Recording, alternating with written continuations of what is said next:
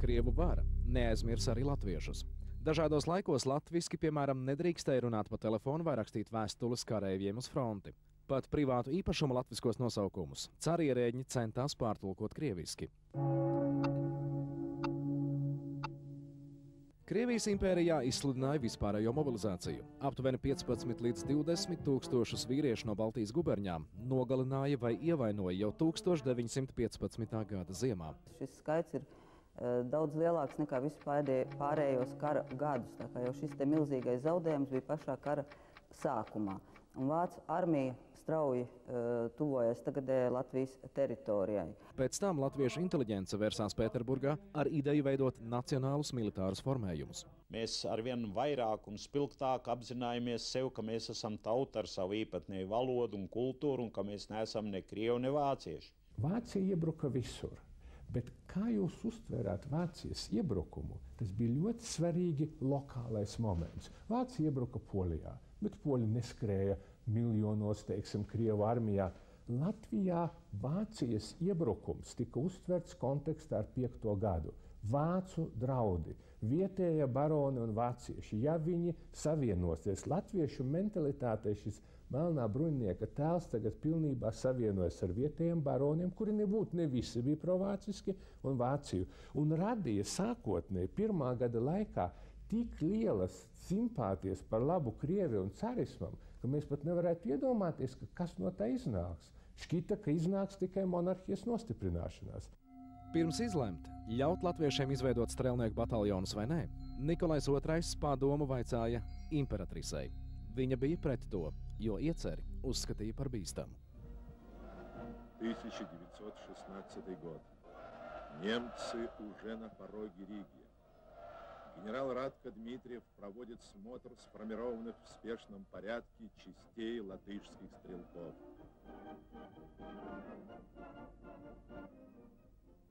Viņiem, soļojot cauri Vecrīgai, lai kāptu šīs laivās, kas viņus pārveda uz Rīgas priekšpilsētu Vecmilgrāvu, kur bija domāta viņu apmācības vieta, sekoja tūkstošiem rīcinieku, visi logi bija atvērti, viņiem uzgavilēja, meta ziedus, arī Daugavmalā viņus pavadīja, un tā aizrautība bija tik liela, ka viņiem kāpjot laivās un kuģiem, tiem laivām attālinoties no krasta, gan strēlnieki, gan visi pavadītāji, tie bija tūkstoši, ir uzņēmumi no tiem laikiem. Nu, agrāk jau bija arī atsliecinieki, dziedāja vēlāko topošo Latvijas valsts himnu, Dievs svētī Latviju. Visi Rīgas latvieši pavadīja nākamos strēlniekus uz militārajām mācībām.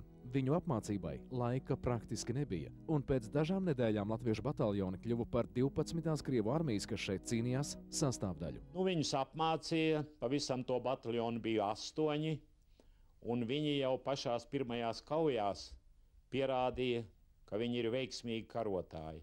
Katram bataljonam bija savs karoks. Uz vienu no tiem bija rakstīts latviešu valodā: "Tēvu zemes brīvestību pirksim mēs ar asinīm." Nikolais II uzzināja par to un nekavējoties reaģēja, sakot, ka šādu uzrakstu var saprast dažādi. Tomēr imperators devīzi neaizliedza. Strukturāli tomēr šī valsts bija tik vāja, un caris bija tik satrunējis, ka tas, kas sākotnēji bija procarisks vai prokrievisks, pavērtās pret pašu caru un Krieviju. Un kas tas bija? Tie bija latviešu strelnieki. Sākotnēji cilvēki iet strelniekos, lai cīnītos pret Vāciju un cīnītos par Krieviju. Bet cara armijas nekompetence ir tik liela, karš ir tik ilgstošs, kara laikā netiek solīta Latvija pat autonomija, nemaz nerunājot par kaut ko vairāk, ka varbūt pirmais un lielākais fenomens šajā karā ir tas, kā strelnieku kustība monarhistiska, prokrievistiska kļūst vai nu nacionāla, vai, diemžēl, daļa no viņas kļūst arī prokomunistiska, un tur latviešu strelnieki jau iziet no lokāla, regionāla, bet viņi iziet visas Krievijas vēsturē un varbūt pat visas pasaules vēsturē. Pa to laiku vācieši, kas jau bija ieņēmuši Latvijas rietumus un virzījās uz Rīgu, okupētajos reģionos piespieda simtiem tūkstošu cilvēku pamest savas mājas un doties bēgļu gaitās. Atkāpjoties, cariskie karaspēki izmantoja nodedzinātās zemes taktiku. Viņi dedzināja visu, kas gadījās ceļā - saimniecības, mājas, lai ienaidniekam nekas nepaliktu. Bēgļu plūsma nāca no Kurzemes, jo visi šie iedzīvotāji ļoti lielā steigā ar visiem lopiem, ar visu savu iedzīvu devās Rīgas virzienā. Jāsaka, ka arī šos lopus, ne pārējo šo iedzīvu nebija kur likt tajā laikā, un nācās par ļoti lētu naudu šeit pie Rīgas viņus pārdot, lai dabūtu kaut kādu naudiņu, kā izdzīvot. Kurzemē tā bija šausmīga cara armijas spaidi. Cilvēki tika padzīti, nereti pret viņiem tika pielietots miesas sods, viņi tika dzīti no savām dzimtenes. Bet otrs, protams, bija tas, ka vietējā latviešu arī politiskā elite vai buržāzija viņi uzskatīja, ka, ja latvieši dodas bēgļos, viņi tā kā parāda savu lojalitāti caram un viņi negrib būt ar vāciešiem un varbūt cars mums dos kaut kādas koncesijas nākotnē. Tas bija pilnīgi tūredzīgi. Pirmos kritušos nogādāja pilsētā un svinīgi, klātesot lielam ļaužu skaitam, apglabāja Rīgas brāļu kapos. Kaujas, kuras lielā daļā gadījumu cariskiem karapulkiem bija neveiksmīgas, turpinājās līdz pienāca lūzumu brīdis. Tas bija 1916. un 917. gada Ziemassvētku kauju laiks. Tad strēlnieki, cerot atbrīvot vāciešu ieņemtās zemes un atdot bēgļiem viņu mājas, pārraujot neiedomājami nostiprināto vāciešu frontes līniju, tā arī nesagaidīja solīto atbalstu no malas, no citiem cariskās armijas bataljoniem. Ieročus milzīgā daudzumā uz Murmansku un Arhāngeļsku. Visas šīs pilsētas bija piedzītas pilnas ar ieročiem. Krievu armijai ieroču trūka. Un kara laikā vēl notika šī dzelzceļa būve tādos apstākļos, kad ieroči bija, bet viņas nedabūja. Un tas pats jau bija arī ar šīm karaspēka daļām. Tajā laikā, 1917. gada notikuma Pēterburgā, Nikolaja II atteikšanās no troņa, Satversmes sapulces vēlēšanas, visas šīs ziņas līdz Baltijas guberņas iedzīvotājiem nonāca saraustīti. Savukārt frontē viss bija vairāk vai mazāk mierīgi līdz 1917. gada vasaras beigām, kad vācieši uzbruka Rīgai. Latviešu strēlnieki pretojās 26 stundas, ļaudami pārējai armijai atkāpties un aiziet dziļāk Krievijā, bet pēc tam atkāpās arī paši.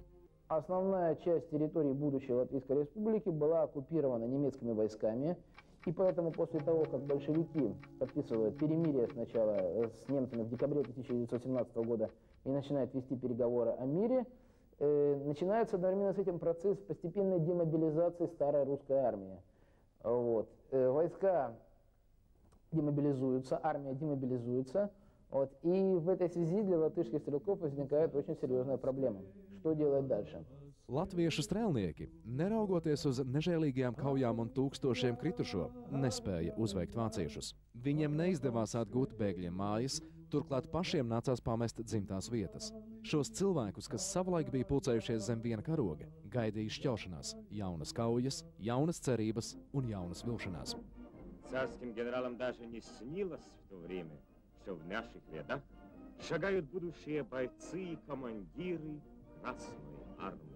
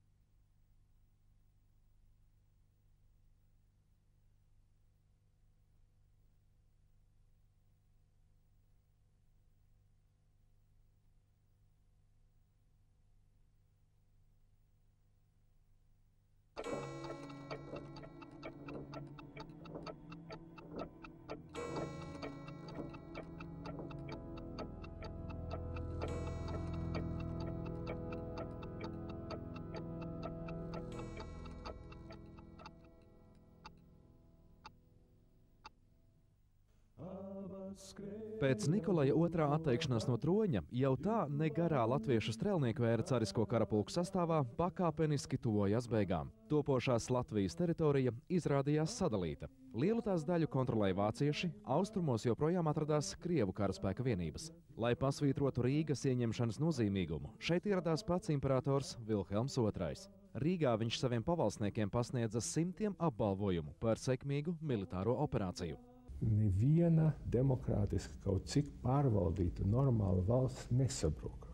Viņa varēja piedzīvot krīzi, kādu piedzīvoja Francija 17. gadā, kad soldāti atteicās iet karot. Bet demokrātija krīzi pārvarēja, radot milzīgu vadītāju, Clemenceau, kuram bija 80 gadu, bet viņš tomēr bija tīgeris, kas pierādīja, ka demokrātija tomēr izdzīvo, ja viņi ir veselīga demokrātija.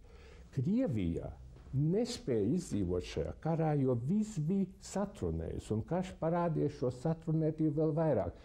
Satrunētības simbols ir Raspuķins un Šturmers. Ja tādi varēja vadīt Krieviju, Šturmers, tas jau uz robežas ar debilitāti, un Raspuķins, tas liecina, ka šī valsts bija nolemta sabrukšanai. Nekad neviena demokrātija nerada kaut ko līdzīgu Raspuķinam vai Šturmeram. Viņi rada Roy Georgiu, viņi rada Clemenceau, viņi rada Vilsonu, viņi rada cilvēkus, kuri var. 1917. gada otrā puse. Ārkārtīgi sarežģīts periods. Situācija Baltijas reģionā tobrīd mainījās ikdienas. Vācieši, ieņēmuši Rīgu, ieviesa šeit karstāvokli, bet pēc oktobra notikumiem Krievijā padomju vara mēģināja sagrābt vāciešu neieņemtās teritorijas. Sanāca tā, ka no vienas puses jaunos latviešu zemju iekarojumus baudīja vācieši, bet burtiski pie viņu sāniem savus plānus kala boļševiki. Taču, neraugoties uz sabiedroto iebildumiem, padomju Krievijas plānos neietilpa turpināt kara darbību pret vāciešiem. Miera sarunas bija uzsāktas, taču pirmie mēģinājumi noslēgt mieru neizdevās dēļ Ļeva Trotska, toreizējā padomju delegācijas vadītāja, nevēlēšanās piekrist kompromisam. Vācieši atbildot, atsaka kara darbību. No vienas puses jau bija cara soda vienība rīcībā. Tos iepriekš sagatavoja vācu, dažkārt arī poļu muižnieki, kas jau bija cietuši no revolucionāriem. Tādējādi viņi personīgi piedalījās šādos atriebas pasākumos. Šādas bruņotas sadursmes notiek arī mazpilsētās. Viena no slavenākajām ir sacelšanās Tukumā. 1905. gada 1. un 2. decembrī šo sacelšanos apspiež karaspēks. Vairāk Krievijas armijas karavīri no Tukuma garnizona tika nogalināti. Pēc tam sekojošajās represijās Tukuma pilsētā cieta vairāk nekā 170 nemieru dalībnieki. Arī Tallas pilsētā vairāki dzīvojamie nami tika nodedzināti, apspiežot šo nemieru kustību. 1905. gada pirmajā pusē Baltijas guberņās koncentrējās aptuveni 40 000 kareivju, kazaku un cara armijas oficieru. Decembrī cārs Nikolais II Pēterburgas kara apgabala komandierim uzdeva sasaukt sapulci, lai atjaunotu veco kārtību Kurzemes un Vidzemes guberņās. Šī mērķa sasniegšanai nosūtīja arī papildspēkus. Tādējādi 1906. gada sākumā Baltijas ģenerālgubernatora Vasilija Sologuba rīcībā bija vairāk nekā 19 000 karavīru un 42 lielgabali. Kad atbrīvošanās kustības revolucionārais vilnis skāra pēc dabas diezgan aprobežotos, bet spītīgos un sīkstos latviešus, nekur Krievijā muižniecisko īpašumu tiesību dumpīgā iluminācija neguva tādus apmērus kā Baltijas reģionā. Tas piespieda man rosināt jautājumu par to, lai šajā apgabalā Kurlandes, Estlandes un Līvlandes guberņās ieceltu pagaidu ģenerālgubernatoru. Pēc manas iniciatīvas par pagaidu ģenerālgubernatoru tika iecelts ģenerālleitnants Sologubs. Vēl viens faktors, kas nebija Krievijā manams. Tad, kad it kā revolūcija jau vēl būtu tas pirmais vilnis saplacis un apklusināt revolūciju, sākās tā sauktā mežu brāļa kustība. Šis nosaukums ir iegājis arī latviešu tautas apziņā, kā tā varētu teikt, kā partizāņu kustības apzīmējums. Tas ir tie revolucionāri, kuri baidījās no baronu un no cara administrācijas atriebības, slēpās mežos, un gan mazās grupiņās, gan individuāli turpināja slēpties, bet arī vienlaicīgi ne tikai slēpties, bet arī izvērst teroristisku darbību pret saviem ienaidniekiem. Tas ir uzbruk atsevišķiem muižniekiem, atsevišķiem policistiem, viņus iznīcināja fiziski, nošaujot un tā tālāk. Cara valdība pamazām arestēja un iznīcināja cilvēkus, kas slēpās Latvijas mežos. Izdzīvojušie aptuveni 5000 cilvēku bija spiesti pamest impērijas robežas un kļūt par šī reģiona pirmajiem politiskajiem emigrantiem. Daudz plašāks cilvēku loks cieta tāpēc, kad tika izsūtīti uz Sibīriju, prom no Latvijas, citi glābjās bēgot uz ārzemēm. Faktiski pēc 5. gada mēs varam runāt par pirmo plašo latviešu emigrācijas vilni uz Rietumu Eiropu. Rainis aizbrauc no Latvijas un ilgus gadus dzīvo Šveicē. Tāpat Kārlis Ulmans pēc 1905. gada ir spiests doties uz Amerikas Savienotajām valstīm. Un interesanti ir tas, ka šie emigranti, it sevišķi tie, kas aizbrauc uz Ameriku, ja viņi sākumā līdz 20. gadiem ar saviem sociālistiskajiem ideāliem tur ierodās un pat iesaistās ASV komunistiskās partijas tur darbībā, tad 20. gadu sākumā pēkšņi viss šī interese par šīm radikālajām idejām apsīkst. Un interesanti ir tas, ka liela daļa no šiem bēgļiem no Amerikas nemaz nevēlās atgriezties atpakaļ. Nedz Padomju Savienībā, nedz Latvijā. Viņi ir atraduši jau pavisam citu savu vietu Amerikā. Cara represiju laikā Baltijas guberņās cieta aptuveni 15 000 cilvēku, no kuriem 3000 sodīja ar nāvi. No visiem revolucionāriem, kurus impērija izsūtīja uz Sibīriju, 10 līdz 12% bija latvieši. Naida, sodu un atkāpšanās aplis noslēdzās. Ar cara zaldātu rokām vācu baroni apspieda Baltijas nemierniekus, un Pēterburga pamazām atguva kontroli pār šo reģionu. No vienas puses revolūcija bija sakauta. Un, teiksim, tā politiski gandrīz nekas netika iegūts. Bet no otras puses, un tur ir vēstures interesantums, ka tīri ekonomiski tie bija brīnišķīgi attīstības gadi. Ja teiksim, tā runāt godīgi, nekad Krievija nebija tik strauji un tik moderni attīstījusies, kā posmā no 9. līdz 14. gadam. 7., 8. vēl bija tā, bet tas, kas notika no 9. līdz 14. gadam, jūs zināt, tas pārsteidza visu pasauli. Tā laika ekonomisko izrāvienu raksturo nevien vairāk nekā 1000 uzņēmumu un simtiem jaunceltņu, bet arī Krievijas impērijā pirmais rūpnīcas Russo Baltu uzbūvētais automobīlis un, protams, pašu ražots lidaparāts.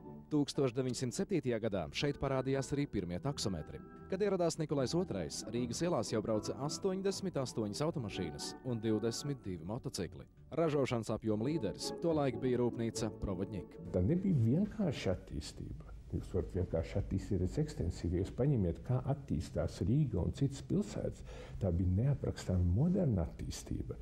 Attīstās vismodernākās rūpniecības nozares. Visu, ko Rīgā ražoja, visu faktiski. Rīgā ražoja pirmo tanku, Rīgā ražoja lidmašīnas, Rīgā sāka ražot eskadru mīnu kuģus. Rīgā bija Provodņiks, kas bija pasaules 4. lielākā gumijas fabrika ar 16 000 strādnieku. Ja ņem tādus rādītājus kā elektromotoru izmantošana, ārzemju investīcijas, produkcijas kvalitāte, šis posms industriāli ir fantastisks. Bet, ja uzreiz tāda maza piezīme, viss ir ļoti pretrunīgs. Tieši tas, ka Krievija tik strauji attīstījās, tas radīja varbūt arī 14. gadā Vācijas vēlmi pieteikt Krievijai karu. Jo viņas doma bija tāda, labāk uzbrukt un sakaut viņu tagad, nekā gaidīt vēl 2-3 gadus, kad viņi sasniegs jau. Faktiski Krievijas attīstības līmenis ir 2. pēc ASV. Attīstība šeit bija ārkārtīgi strauja. Ja mēs paskatāmies uz Rīgas tā saucamiem Jugendstila rajoniem, un Vecrīgu, tad viss tā rūpnieciskā daļa, tas gredzens, kas ir ap Vecrīgu, būtībā izaudzis nepilni 20 gadu laikā. 20-30 gadu laikā pilsētas iedzīvotāju skaits un saražotās rūpniecības produkcijas vērtība pieaug ļoti dramatiski. Un Latvijā ir atšķirībā no iekškrievijas guberņām. Zemnieku saimniecības attīstās kā privātas saimniecības. Viņas strādā tirgumu, viņas pelna naudu. Zemnieki ņem kredītus, lai izpirktu mājas un cīnās par savu vietu. nepilnu 6-7 gadu laikā Latvijas zemnieka ražotā lauksaimniecības produkcija pēc kopapjoma bija lielāka nekā muižā ražotā. Latviešu zemnieks izgāja, šodien mēs teiktu, starptautiskā tirgū. Toreiz tas bija valsts ietvaros, jo Pēterburga bija Krievijas impērijas sastāvdaļa. Pēterburgā uz Pēterburgu tika vests sviests no Latvijas. Latviešu zemnieks ieguva savu finansiālo neatkarību. Un vissvarīgākais, kas bija, ka šajā kooperatīvajā savienībā, tā bija Rīgas lauksaimniecības centrāla biedrība, praktiski savu pirmo organizatorisko sagatavotību izgāja lielākā daļa no tiem cilvēkiem, kuri 1918. gadā no ekonomiskiem līderiem bija kļuvuši par politiskajiem līderiem. Te var nosaukt kaut vai tikai 2 uzvārdus, kas Latvijas vēsturē ir skanējuši un skanēs vienmēr. Tas ir Kārlis Ulmans, kas ir strādājis par pienu pāraugu Valmierā, un tas ir Zigfrīds Meirovics, kas ir bankas direktors šī lauksaimniecības biedrības bankā. Valsts izveida vēl priekšā. Taču jau tad, pateicoties vairāk nekā 100 alus darītavām un 10 miljonu tonu alus, kas ik gadu bija pieejams visā Krievijas impērijā, Rīgu sauca par Mazo Minheni. To veicināja arī daudzie restorāni, deju zāles, kazino un arī publiskie nami. Bet neraugoties uz ekonomikas straujo uzplaukumu, ne krievi, ne vācieši negatavojās piedot latviešiem, kā arī visiem, kas viņiem palīdzēja, revolūcijas ideju un centienus to īstenot. Pēc skaļajiem gadsimta sākuma notikumiem Baltijas reģiona latviešiem draudēja palikšana bez savas dzimtenes. Kā vācieši, tā arī krievi sāka apsvērt un arī īstenot šo zemju ģermanizāciju un rusifikāciju. Tagad mēs zinām, ka bija ideja iesūtīt šeit krievus vairāk. Un ar to sākās jauns rusifikācijas vilnis, lai latvieši vairāk brauc uz Krieviju, tur strādā, šeit iesūtīt krievus. Zviagincevs, Vidzemes ģenerāla gubernators, bija ļoti liels šīs idejas piekritējs. Impērijas politika šeit bija ļoti mērķtiecīga jau sākot no 19. gadsimta beigām. Krievijas administrācijas ierēģi un amatpersonas ļoti labi saprata, ka impērijas vienveidības nostiprināšanas labad ir vērts izvērst šeit tādu politiku, kas izplatītu krievu valodu, krievu paražas, krievu pareizticīgā baznīcas ietekmi, un tika uzsākta diezgan plānveidīga šo Baltijas provinču rusifikācijas politika. Kā zināms, šis reģions sastāv no zemākās šķiras latviešu zemniekiem un augstākās šķiras vāciešiem. Tāpēc mūsu valdība reģiona rusifikāciju sāka ar zemākās šķiras pārkrievošanu, iznīdējot no tās visu, ko tai bija iepotējusi vācu muižniecība. Taču tā kā pēdējo 10 gadu laikā krievu skolu un brīvā literatūra kopumā gandrīz nemitīgi bija elpojusi atbrīvošanās garā, tad dabiski, ka rusifikācija sakūdīja latviešus pret vācu muižniecību, kura savā ziņā bija dzīvojusi ar viduslaiku tradīcijām. Vairs skolās nemācīja latviešu valodā bērnus, nācās dokumentus visās varas iestādēs iesniegt krievu valodā. Un, lai cik tas dīvaini nebūtu, neskatoties šo impērijas varas iestāžu spiedienu, vācu muižniecība un vācu minoritāte pilsētās nevēlējās sadarboties ar latviešiem, protestējot pret šo Krievijas impērijas politiku, jo viņi ļoti labi saprata, ka patiesībā Krievijas impērija aizstāv gan vācu muižniecību, gan arī šo te vācu minoritāti Rīgā un citās Latvijas pilsētās. Piesolot naudu un zemi, vācu baroni šurp atmānīja aptuveni 20 000 pievolgas un volīnijas vāciešu. Daudzi no viņiem gandrīzumā atkal aizbrauca. Savukārt Pēterburgā radās ideja Baltijas reģionā nomitināt 100 000 krievu zemnieku, bet latviešiem piedāvāja braukt un apgūt Sibīriju, Vologodskas guberņu un citas impērijas daļas. Taču masveida latviešu pārcelšanas plānu izjauca 1914. gads, Pirmais pasaules karš. Jau nākamajā dienā pēc kara sākuma vācu kuģi apšaudīja Liepāju, nākotnes Latvijas rietumu ostu. Cilvēki panikā pameta savas mājas, un jau drīz iedzīvotāju skaits te samazinājās 2 reizes. Steidzīgi prom devās arī tūkstošiem atpūtnieku, kas šo karsto vasaru bija nolēmuši pavadīt pie jūras. 1914. gada 1. augustā sākās Pirmais pasaules karš, kurā bija iesaistījusies kā viena no galvenām karojošām valstīm arī cariskā Krievija, un Latvija tajā laikā atradās cariskās Krievijas teritorijā, tad Latvija kā valsts nepastāvēja. Un līdz ar to arī visi Latvijā dzīvojušie iedzīvotāji, protams, arī bija iesaistīti šajā te kara darbībā. Gan kā mobilizētie karavīri, kur tika nosūtīti jau 14. gada augustā uz Austrumu fronti, gan arī kā vistuvākās frontē aizmugures iedzīvotāji, kuri šai gadījumā iesaistījās gan militārā rūpniecībā, visu rūpniecību tika pārkārtot kara vajadzībām, gan arī tieši ar visām piegādēm, kas bija saistīts ar kara darbību. Karš radīja virkni tāda konsekvenču un tādas sekas, kuras bija jūtamas ļoti ilgi pēc tam. Sākotnēji šķita, ka karš absolūti neradīs to rezultātu, ko karš radīja. Mēs taču zinām, ka kara rezultātā sabruka Krievija un Latvija kļuva neatkarīga. Sākotnēji, ar ko karš sākās, ar milzīgu patriotismu, par caru, par tēviju, latviešu došanās brīvprātīgajos bataljonos. Baltvācieši nonāca sarežģītā situācijā. Lai gan baltvācieši bija uzticīgi Krievu caram, pat neraugoties uz to, ka viņš karoja ar Vāciju, viņiem nācās uzklausīt Krievu aicinājumus nost ar vāciešiem. Taču vācu grautiņu, kā piemēram Maskavā, šeit nebija. Taču antivācu noskaņojums, kuru uzkurināja caram lojālās avīzes, noveda pie tā, ka arī Pēterburga mainīja savu attieksmi pret baltvāciešiem. Latvieši pret tiem nebija labāki.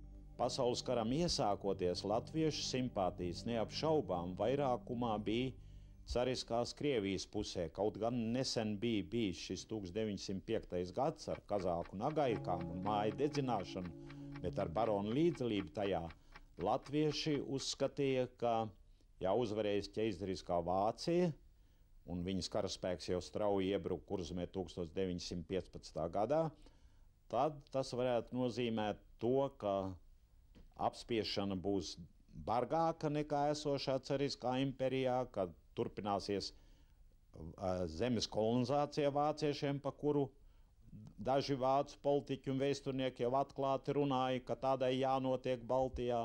Ja līdz kara sākumam ar Vāciju Pēterburgā nolēma ķerties tikai pie latviešu rusifikācijas, tad karam sākoties nepaveicās arī vietējiem vāciešiem. Vāciskos ielu, viesnīcu un kinoteātru nosaukumus aizstāja ar krieviskajiem. Turklāt ierobežoja nevien vācu valodas lietošanu, bet aizliedza pat laikrakstu izdošanu vācu valodā. Vācu barona nežēlīgo vajāšana 1915. gadā vēstulē Nikolajam II lūdza pārtraukt imperatore Aleksandra. Taču cārs laulātās draudzenes lūgumus nesadzirdēja un daudzus vāciešus pat deportēja.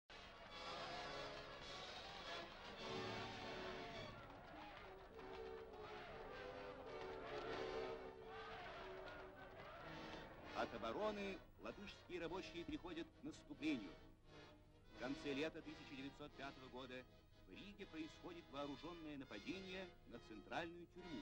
Šī akcija rada atbalstu praktiski visās Krievijas impērijas, tajās politiskajos slāņos, jo tas nepatīkams pārsteigums varas iestādēm. Pirmo reizi nevis tāda pasīva rīcība, bet tiešām tiek veikts uzbrukums varas iestāžu pārstāvjiem plašā mērogā, tiek atbrīvot apcietinātie nemiernieki. Vēsture fiksējusi nevienu kaujinieku, kā viņus toreiz dēvēja, pārdrošu akciju. Visus pārsteidz gan uzbrukums Rīgas centrālcietumam un revolucionāra atbrīvošana, gan iebrukums rūpnīcā Provodnik, kur pārģērbušies par strādniekiem, kaujinieki iznīcināja cara karaspēka vienību.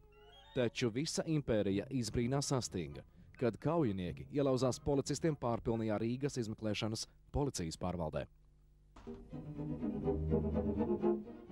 Atskaitīties par notikušo, toreiz nācās arī Rīgas izmeklēšanas policijas pārvaldes priekšniekam Gregusam. Rīgas revolucionāru galvenais ienaidnieks pats personīgi bija piedalījies nemiernieku tvarstīšanas operācijās. Tādēļ šim cilvēkam, kuru visi pazina pēc izskata, regulāri nācās maskēties.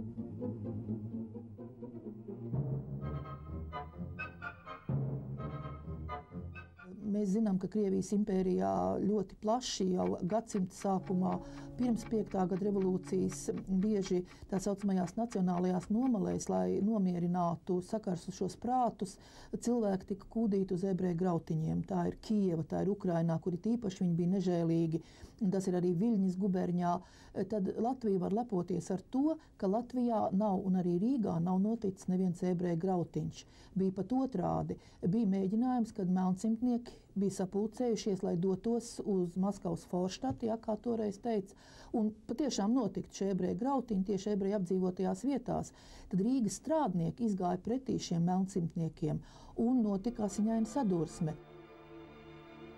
Arī bez ebreju grautiņiem Baltijas guberņās pietika nekārtību. Revolucionārās idejas cilvēku prātus pārņēma neticamā ātrumā. 1905. gada jūnijā latviešu sociāldemokrātu rindās bija 6000 cilvēku, taču jau pēc dažiem mēnešiem viņu skaits trīskāršojās. Dažādi cilvēki, atšķirīgas problēmas un toreiz vienīgā iespēja pateikt nē pastāvošiem dzīves apstākļiem vienojušos ļaudis. Masu nemieru un sadursmju atbalsts caru sasniedz arī vēlāk, 1910. gadā, kad cariskā ģimene ar pēdējo Krievijas imperatoru no Pēterburgas ieradās Rīgā.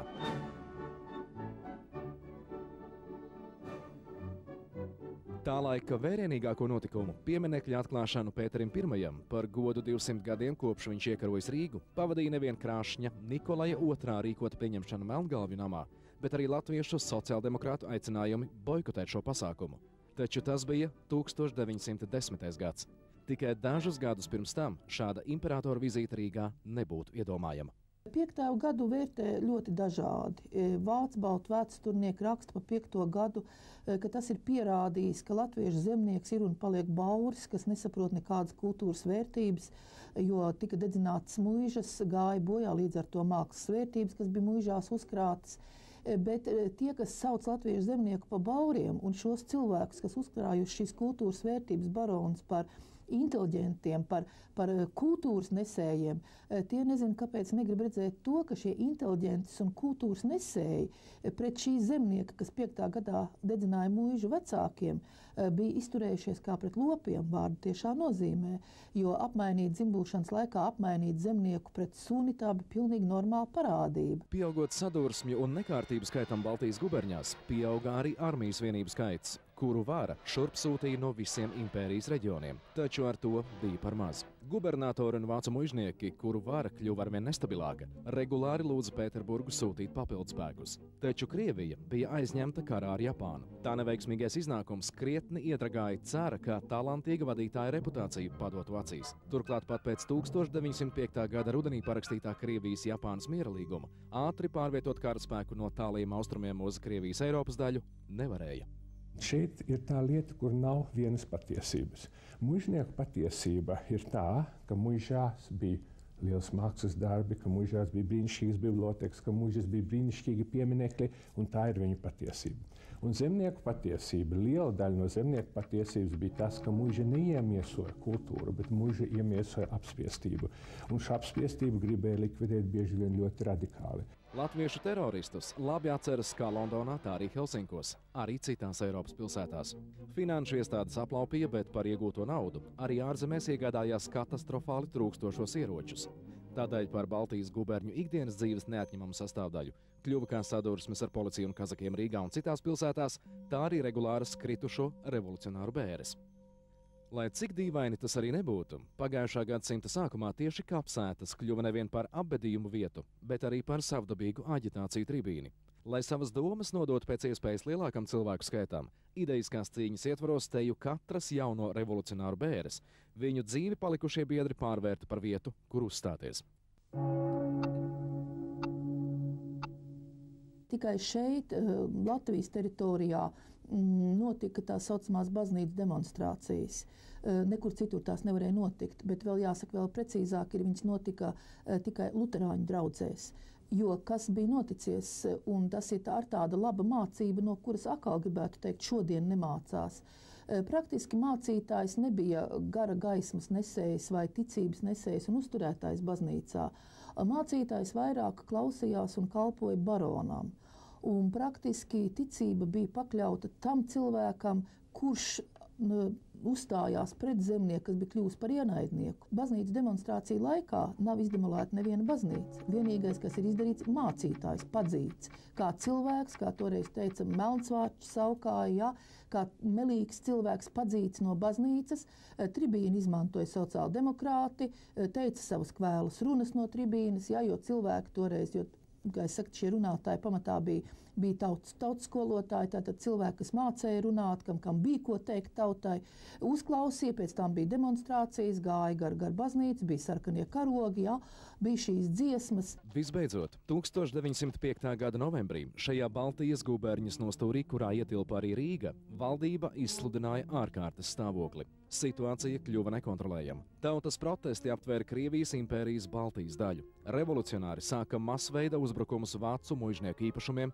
nereti nogalinot saimniekus un nodedzinot to mājas. Muižnieki cieta, bet cik aizgāja bojā muižnieku? Labākā gadījumā ap 100.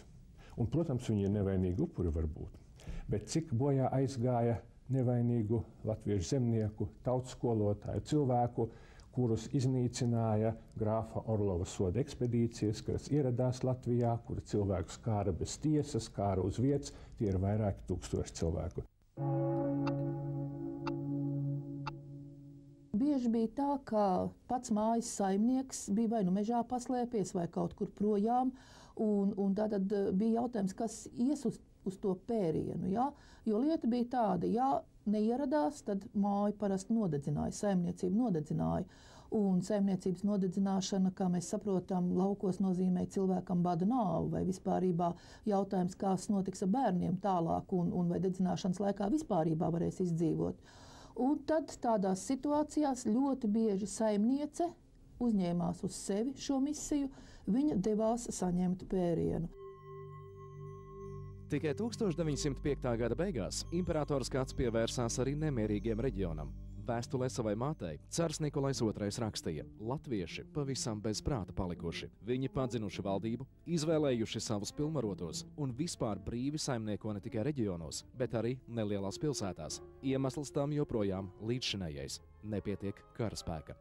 Cars savu kļūdu laboja. Tajā pašā dienā, kad viņš rakstīja šo vēstuli, nākamās Latvijas teritorijā ienāca pirmie gvārdu pulki un kazaku nodaļas. Šķita, ka armija nolēmusi atspēlēties par savām neveiksmēm Japānas karā. Pienāca laiks tā dēvētajām soda ekspedīcijām. Publiskas izrēķināšanās laiks, sodu, izsūtīšanu un emigrācijas laiks. Tā noslēdz rēķinus ar nepaklausīgajiem padotajiem. Ekspedīcijas, kuras rīkojas absolūti bez tiesas, ļoti bieži viņas ielenca, apdzīvotu vietu vai pilsētu, pieprasīja, lai izdot revolucionārus. Kas bija revolucionārs, tur maz ko prasīja, vai viņš bija tāds vai ne. Cilvēki tika labākā gadījumā pērti, nošauti pakārti. Orlovā ekspedīcijas, kā neviens cits, iemieso to, cik dziļi bija kritusi monarhija. Viņa nebija kritusi nevienā Eiropas valstī tik dziļi. Tur, kur viņi spēja modernizēties, viņi pārdzīvo līdz mūsu dienām. –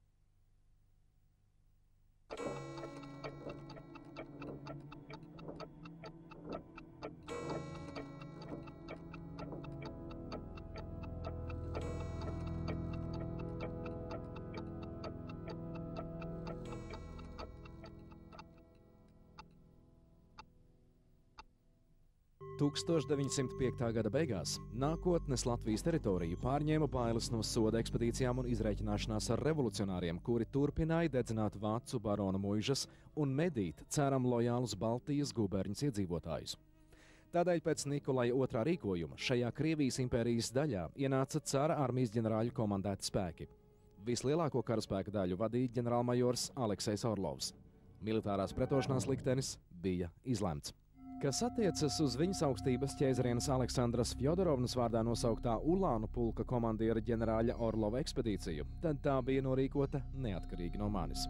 Kara stāvoklī esošā reģiona ģenerālgubernators Sologups man vēlāk teica, ka viņš licis lietā visas pūles, lai nomierinātu Orlovu un nelaistu viņu uz Rīgu. Jo, ja viņš būtu nonācis Rīgā, sacīja Sologups, tad droši vien nosvilinātu daļu pilsētas un galvenais – ciestu daudz nevainīgo. Orlova ekspedīcijas ir carisma, aprobežotības un stulbuma galvenā lielākā pakāpe. Un tas, ka šīs ekspedīcijas atbalstīja un ļoti lielā mērā piedalījās vietējie vācieši, tas radīja faktiski pēdējo un visdziļāko plaisu starp latviešiem un vāciešiem. Izlīgums faktiski vairs nebija iespējams. Vai viņš būtu bijis iespējams agrāk, par to arī jāšaubās, bet pēc tam, kad vācieši uzaicināja šīs ekspedīcijas, piedalījās viņās, kad daži no viņiem sāka aizstāvēt ideju, ka Latvijā jāizmetina kolonisti no Vācijas, no Bavārijas, piemēram. Mužnieks no Kuldīgas apriņķa Silvio Broderiks bija ļoti liels šīs idejas aizstāvis. Tas radīja tādu plaisu, kuru faktiski nebija vairāk iespējams likvidēt, un viņi parādījās Pirmā pasaules kara laikā, un beidzot viņi tika atrisināti tikai Bermontiādas laikā. Par latviešiem runājot, var teikt, ka Latvijas iedzīvotāji vai Latvijas zemnieki ir viena no izturīgākajiem un viena no vispacietīgākajiem, kāda Eiropā ir zināmi. Bet netika ņemts vērā faktors, ka visai pacietībai ir zināms mērs. Publiskie sodi – 25 līdz 500 sitieni ar pletni, kā arī nošaušana, retāk pakāršana, ko izpildīja nevien revolucionāriem, bet arī viņu radiniekiem, deportācijas katorgas darbos uz Sibīriju. Tas viss Baltijas guberņā sākotnēji notika bez jebkādas izmeklēšanas par tiesas spriedumu, nemaz nerunājot. Lai nebūtu jāsako, Krievijas impērijā noteiktajām likumdošanas un izmeklēšanas normām, šos cilvēkus nogalināja ar ierakstu pavadu vēstulē, kad nošauts bēgota. Rīgu satricināja kratīšanas, nopratināšanas un aizdomās turamo aresti. Pilsēta turpināja dzīvot kara laika režīmā. Tad, kad cars bija atsūtījis ģenerāļu Orlova soda ekspedīcijas karaspēku, uzbruka soda ekspedīcijas karavīriem no slēpņiem, arī atklātās kaujās lielākās dažās ielaidās, galvenokārt kazākiem, jo kazāki bija tie, kuri vācu muižnieku pavadībā devās uz tām mājām, kurās aktīvie revolucionāri bija dzīvojuši, un šīs mājas nodedzināja, bieži vien arī cilvēks nošauja bez kaut kādas tiesas spriedumu. Varas īstenot atriebība parasti notika šādi. Pilsētu, rajona centru vai ciematiņu aplenca un apšaudīja. Itin bieži to darīja ar lielgabaliem. Iedzīvotājs sadzina kādā laukumā un pieprasīja izdot nemierniekus. Gadījās, ka to cilvēku saraksti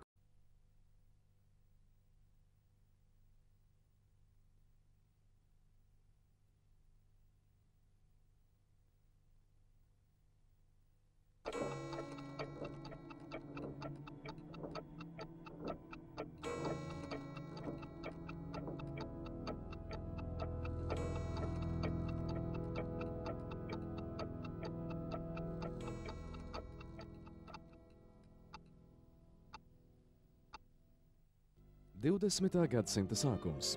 Krievijas impērijas kartē Rīga ir viena no ekonomiski attīstītākajām vietām. Tajā ir 3. lielākā osta, rūpnīcas, pasaules mēroga fabrikas, 10 000 strādnieku un neticami ražošanas apmēri. Tas viss it kā liecina par nevainojumu cara varas kontroli pār padotajiem.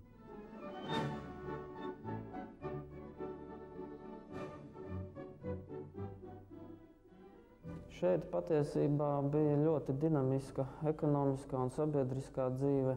Rīga bija viena no lielākajām Krievijas impērijas rūpnieciskajām pilsētām, kur darbojās visai Krievijas impērijai nozīmīgi rūpniecības uzņēmumi, tādi kā Provodņiks, Fēniks, Baltijas vagonu fabrika un daudz citi.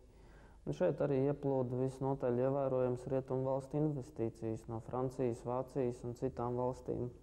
Par straujām izmaiņām Baltijas guberņu dzīvē nekas neliecināja. Nevienam nebija iemesla pat apšaubīt caram lojālo vācu baronu pārākumu pār parastajiem iedzīvotājiem. Arī cariskās varas un paša imperatora Nikolai II pozīcijas likās nesatricināmas. Ja mēs pagriežam laiku atpakaļ, kad negaidīti mirs Aleksandrs III, nesasniedz pat 50 gadus, un troni manto šis tobrīd 26 gadus vecais pulkvedis, tad teorētiski, ja mēs tā pagriežam laiku atpakaļ, un ja mēs pieņemam, ka vēsturē var vispār būt tas, ja tas būtu bijis, tad 94. gadā bija iespēja šo valsti vēl modernizēt. Vēl nebija tas bezdibeņa mala. Un ja carisms būtu sācis ar domes sasaukšanu, ar agrārā jautājuma risināšanu, ar ticības brīvību, ko viņš negribīgi deva tikai 5. gadā, bet ne visiem izņemot judaistus. Ja viņš dotu kaut vai mērenu liberālu konstitūciju, tas būtu iespējams. Taču impērijas liberalizācija Nikolaja II plānos neietilpa. Neskatoties uz Baltijas guberņu pakļautību Krievijas caram, bet vietējo iedzīvotāju atkarībai no cara ielikteņiem, liela bija arī vācu baronu, jeb tā dēvēto baltvāciešu ietekme. Dažādos laikos viņi veidoja pat 1/10 daļu no iedzīvotājiem un bija uzticīgi caram. Savukārt cariskā Pēterburga pilnībā paļāvās uz vācu ietekmi pār latviešu zemnieku un citu iedzīvotāju dzīvi. Kāds bija galvenais cēlonis? Tā bija apbrīnojama Romanovu sturgalvība, apbrīnojama tūredzība. Protams, tas ir liels jautājums, vai vispār absolūtās monarhijas, autokrātijas, kāds bija Krievijai, vai viņas spēja mainīties. Bet šeit ir unikāls gadījums ar monarhijas pilnīgu nespēju mainīties. Nikolais II, pēdējais Krievijas imperators, cara Aleksandra III un dāņu princeses Dagmaras dēls. 1892. gadā kļuva par pulkvedi. Tronī kāpa 1894. gadā. 20. gadsimta sākumā atteicās no agrārās politikas pārskatīšanas. Savā pirmajā uzstāšanās reizē 1895. gada 17. janvārī augstmaņu cerības par līdzdalību iekšējās pārvaldes procesos viņš nosauca par bezjēdzīgu sapņošanu. Ar sakāvi Krievu-Japāņu karā no 1904. līdz 905. gadam padotu acīs viņš pamatīgi iedragājis savu autoritāti. Ja mēs runājam par pašu galveno cēloni, kur parādījās šīs dinastijas absolūta aprobežotība un arī galu galā zināmā mērā tendence uz pašiznīcināšanos, tas ir agrārais jautājums. Ja kas Krievijā bija jādara, ja kas bija jādara ar steigu, ir jārisina agrārais jautājums. Nevarēja būt tā, kā piemēram Latvijā, kur vienā fonā bija pāris tūkstoši ļoti bagātu vācu ģimeņu, un otrā fonā bija ap 60% cilvēku, kuriem vispār nebija zemes. Un šāds jautājums agri vai vēlu radīt revolūciju.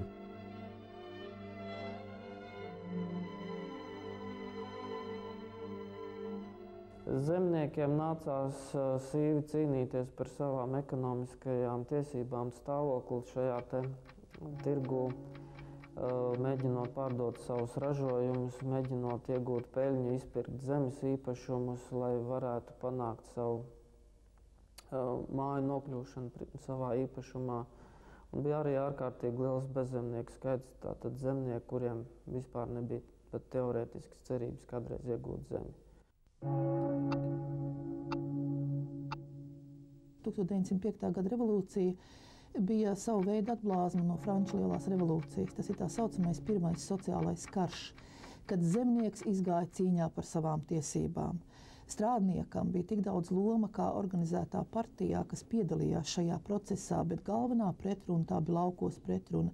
Pretruna starp zemnieku un baronu, pretruna par to, kam īsti piederēs galvenais, kam piederēs zeme.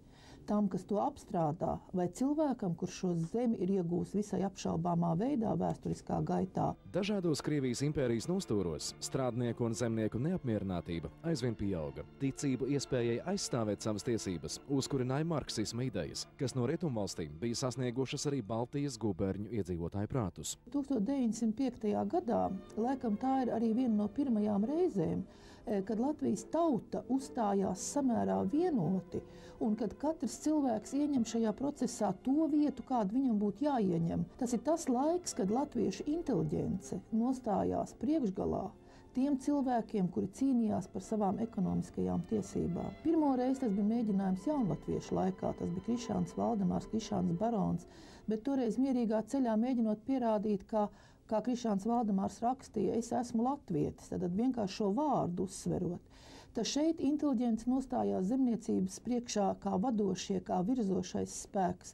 Un tas ir ļoti svarīgi un nozīmīgi, jo šeit parādījās tas, ka tautas prāts un tautas griba var iet kopā. Pateicoties Tautas izglītības ministrijas sniegtajam finansiālajam atbalstam, publikai pirmo reizi piedāvāta vārnīca, darbs pie kuras sākās jau 1867. gadā.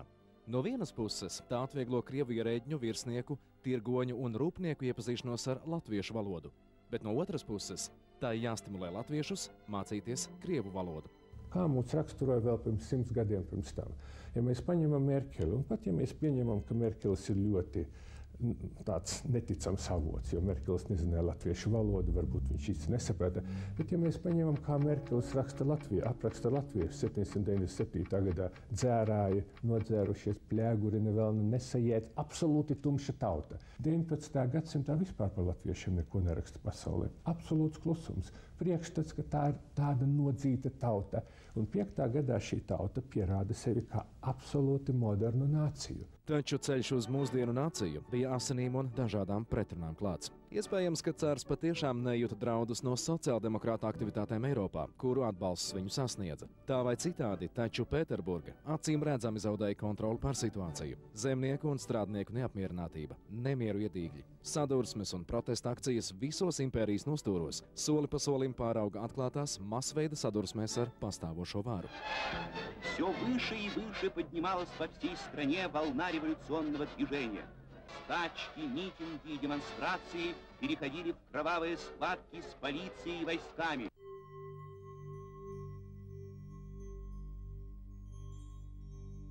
Cilvēki sanāk Daugavmalā, virzās uz Vidzemes ģenerāla gubernatora rezidents pusi, uz Rīgas pils pusi. Viņiem ceļu aizšķērso neliela karaspēka vienība. Demonstranti spiežās karaspēkam virsū, par spīti aicinājumiem izklīst. Demonstrācijas dalībnieki to nedara. Un karaspēks atklāja uguni uz cilvēkiem. Rezultātā iet bojā vairāk nekā 70 cilvēku un vairāk nekā 200 tiek ievainoti. Revolūcija jau tad, kad viņa bija, sākuma periodā vispār uzskatīja par elementāriem nemieriem. Pavisam tādiem, kurus var novērst, dienas, 2 dienu laikā. Nav jau, noslēpums, ka ne tikai 5. gadā, bet Nikolais II pat 17. gada februārī, kad viņiem teica, Jūsu majestāte ir sākusies revolūcija. Viņš teica, nieki, tas nav revolūcija. Tā nav revolūcija. Tātad, lūk, tas ir šī, arī valdošās elites, varbūt un pašas, varbūt ne visas, bet pašas, šim ceram tuvo aprindu, nepareizi šīs situācijas novērtēšana un šī dzīve pavisam, izolēta no tās, Krievijas realitātes.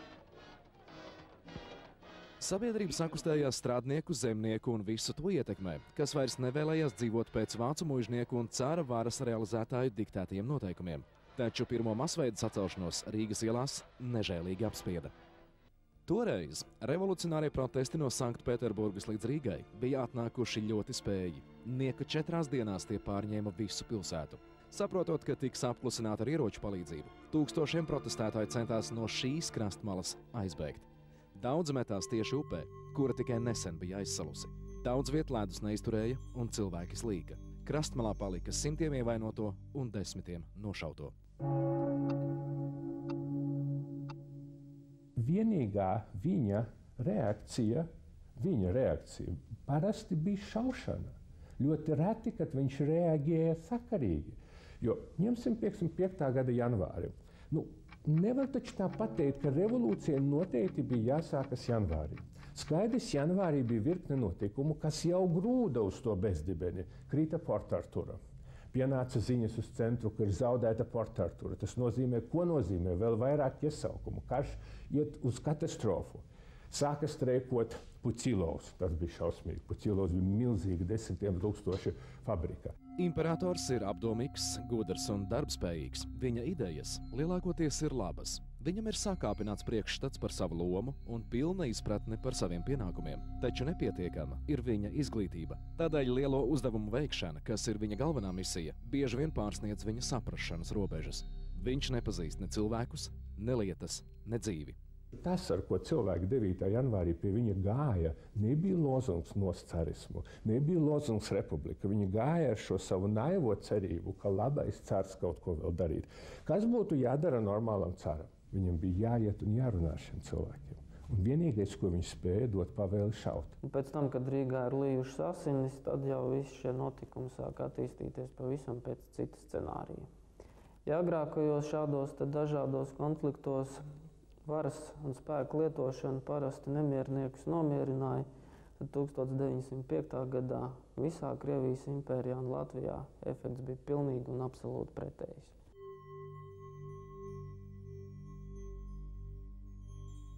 Neaizmirsīsim vienu lietu. Šodien mēs esam ārkārtīgi jūtīgi pret šādiem jautājumiem kā vardarbība un terorisms. Un mums liekas, ka tas ir pilnīgi nepieņemams, tas ir saprotami.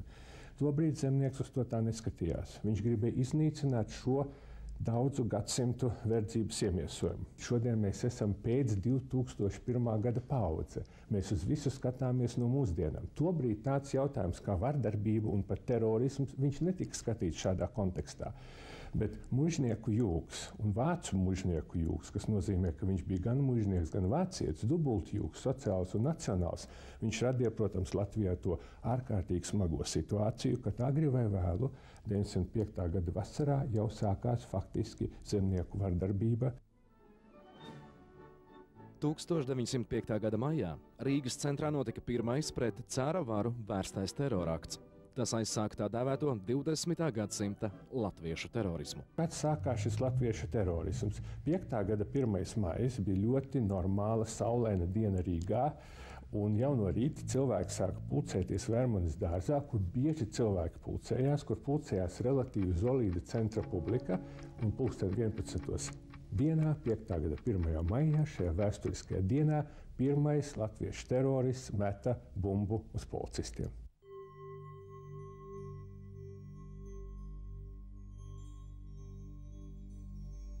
Students, ķīmiķis, Jēkabs Treimanis, izcili talantīgs bumbu gatavošanā. Visi, kas viņu pazina, viņu raksturoja kā ārkārtīgi klusu, inteligentu jaunieti. Un šis klusais un inteligentais jaunietis meta pirmo bumbu un zināmā mērā ievadīja revolucionāru terorismu. Tobrīd īpatnība bija tāda, ka tiešām šie kaujinieki centās uzbrukt tiešām varas iestāžu pārstāvjiem, policistiem, žandarmiem, virsniekiem. Tās uzbrukuma mērķa grupas bija ļoti konkrētas. Ja, teiksim, gadījās nejauši cietušie uz šādu operāciju rezultātā, tad tas tiešām bija kā nelēmas gadījums. Pēc terorakta, sprādziena un bojāgājušajiem policistiem varas pārstāvjiem izdevās uziet spridzekļa izgatavotāju pēdas. Tie izrādījās rūpnīcas Fēniks strādnieki. Kopumā arestēja un Rīgas centrālcietumā nogādāja 28 cilvēkus. Tādējādi šī iestāde kļuva par mērķi revolucionāriem, kuri par katru cenu bija nolēmuši atbrīvot savus biedrus no ieslodzījuma.